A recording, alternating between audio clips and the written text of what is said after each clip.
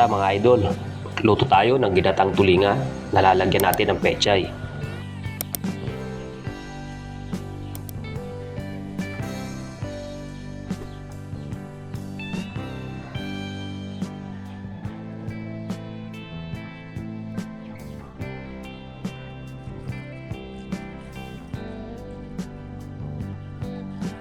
Kuya, 22 anyos na ako.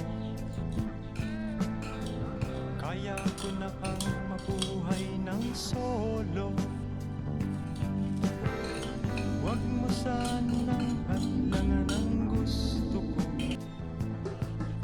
Sige, ikaw nang bahala rito.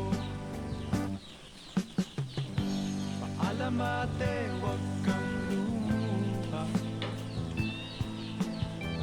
Kabisado ko ang buhay Maynila.